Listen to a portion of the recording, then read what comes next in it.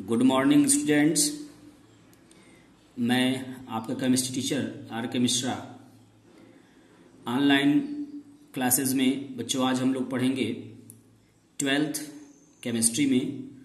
हम लोग nitric acid की केमिकल प्रॉपर्टीज़ के बारे में डिस्कस कर रहे थे बच्चों, तो आगे उसी को कुछ कंटिन्यू करेंगे। पीछे 2-3 दिन में कोई वीडियो नहीं आ पाया क्योंकि आप जानते हो मौसम की मौसम इतना ख़राब था जिसकी वजह से असुविधा होगी बच्चों। तो ठीक है, आज का देखते हैं video chemical properties of HNO3, ठीक है ना, बाय आर के मिश्रा। देखें, हम लोगों ने बात करी थी कि ऑक्सीडाइजिंग प्रॉपर्टी में इसके, तो मैंने आपको बताया था कि नाइट्रिक एसिड जो है वो एक स्ट्रांग ऑक्सीडाइजिंग एजेंट होता है और कैसे ये डिसोसिएट होता है। कंसंट्रेटेड के साथ नाइट्रोजन डाइऑक्साइड बनती है और डाइल्यूट के साथ नाइट्रिक ऑक्साइड बनती है। यहाँ तक बात हुई थी। कार्बन को कार्बन डाइऑक्साइड में, है ना, और सल्फर को जो है वो सल्फ्यूरिक एसिड में, आयोडीन को आयोडिक एसिड में, फास्फोरस को आर्थोफास्फोरिक एसिड में, आर्सेनिक को आर्सेनिक एसिड में, एंटीमनी को एंटीमोनिक एसिड में, है ना। यहाँ तक हम लोग चर्चा कर चुके थे बच्चों। आज पढ़ेंगे कुछ कंपाउंड्स का ऑक्सीडेशन, ठीक है ना। देखो, सबसे पहला है बच्चों आपका ऑक्सीडेशन ऑफ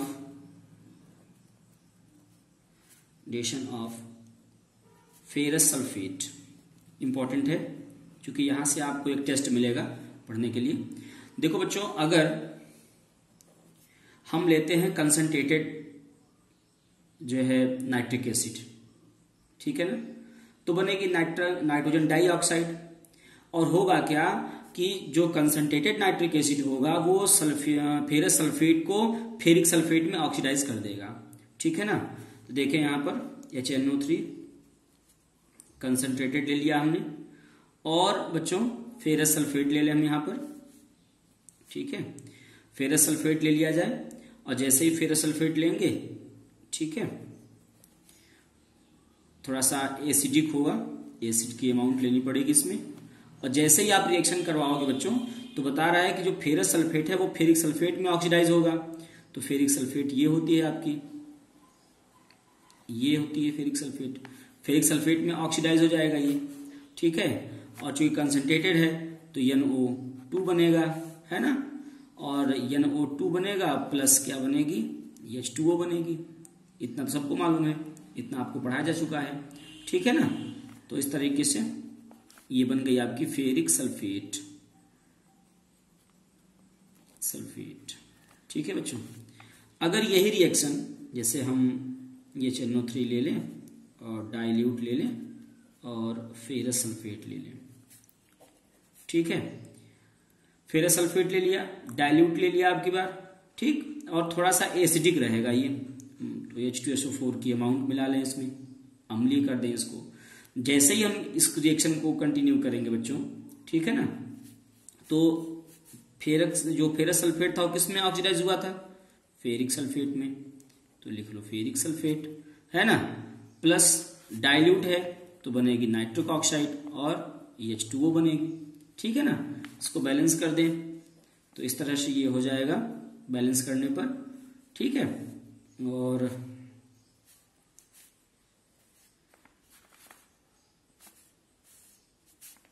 ये 2 हो जाएगा और लास्ट में है आपका वाटर मॉलिक्यूल, है ना। ये जो बच्चों बनती है आपकी नाइट्रिक ऑक्साइड, ये थोड़ा सा बड़े काम की है, इस पर ध्यान देंगे हम यहाँ पे।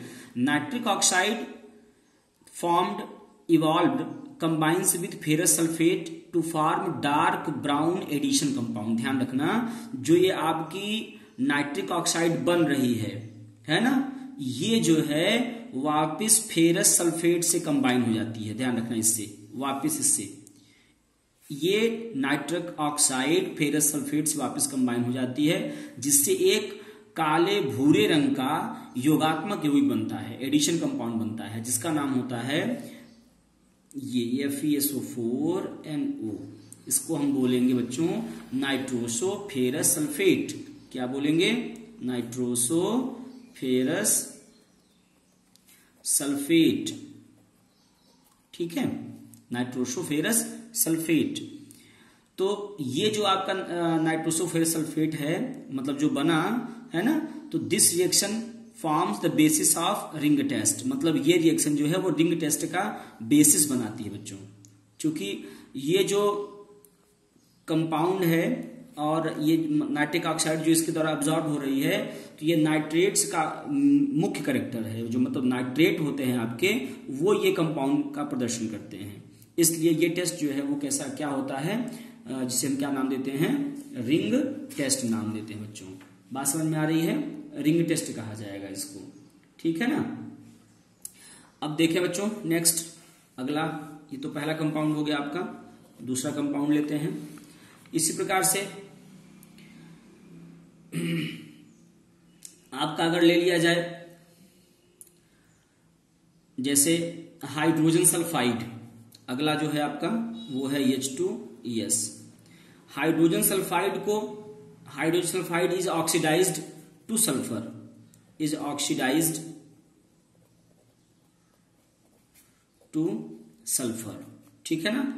देखो कैसे, अगर कंसंट्रेटेड HNO3 ले लिया जाए और H2S ले लिया जाए तो सिंपल है बच्चों, कंसंट्रेटेड है तो क्या बनेगा, NO2 बनेगी, ठीक है ना, और सल्फर अलग होगी प्लस H2O बनेगी। मैंने ये रिएक्शन आपको पिछले वीडियो में भी बताया था, ध्यान होगा आपको, ठीक है ना।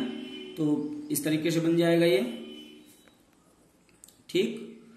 और नहीं, यहाँ पर बनेगा 2HNO3 और ये हो जाएगा 2NO2 और 2H2O, ठीक है, इस प्रकार से। और सल्फर जो है आपकी वो अलग हो जाएगी। तो इसके बाद बच्चों जो आपका और आता है इस तरीके से, जो और भी रिएक्शंस आती हैं, जैसे अगला है आपका, अगला देखें हम लोग, रिएक्शन विथ, अगली जो रिएक्शन है बच्चों आपकी वो जैसे है जिंक, रिएक्शन विथ जिंक, ठीक है ना। देखो जैसे मोर एक्टिव मेटल्स, जो बहुत एक्टिव मेटल्स हैं, like magnesium, zinc, tin, iron, है ना, ये सब भी, ये जो है वो कोल्ड डाइल्यूट HNO3 से भी रिएक्शन कर लेते हैं। मतलब वेरी डाइल्यूट रिएक्शन से भी, dilute HNO3, very dilute HNO3 से भी रिएक्शन कर लेते हैं बच्चों। और जब वेरी डाइल्यूट से रिएक्शन करेंगे तो ये लोग बनाते हैं अमोनियम नाइट्रेट।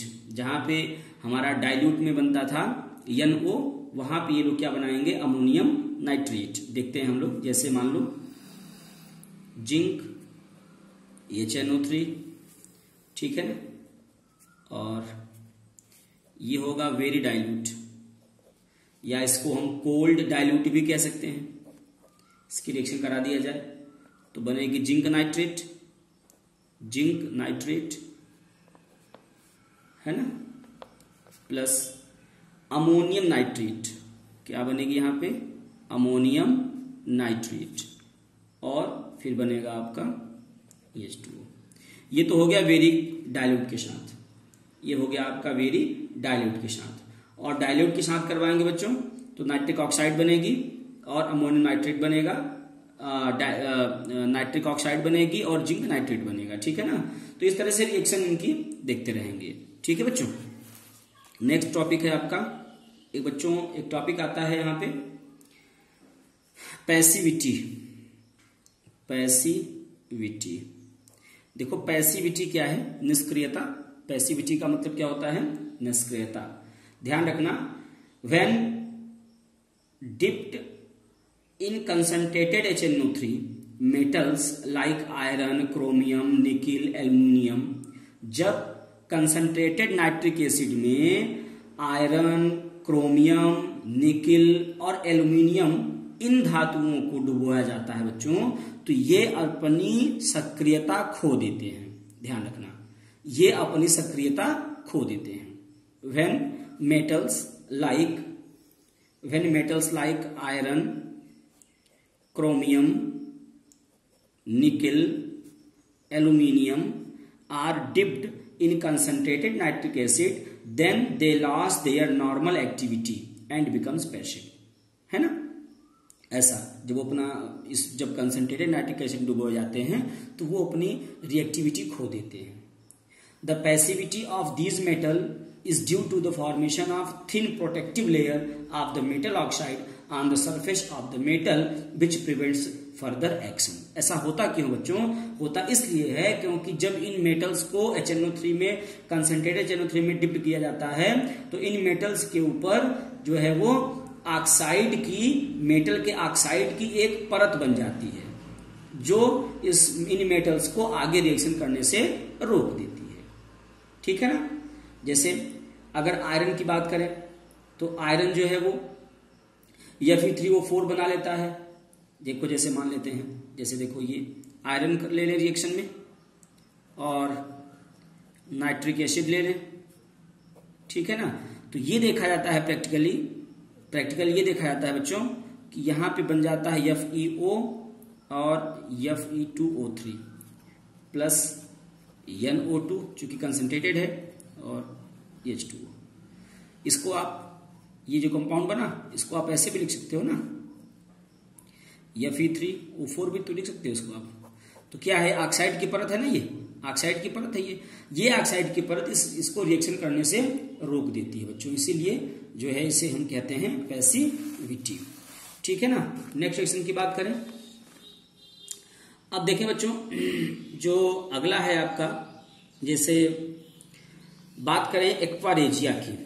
क्या है आपका एक्वारेजिया? अगर बात किया जाए एक्वारेजिया की, एक्वारेजिया क्या है बच्चों?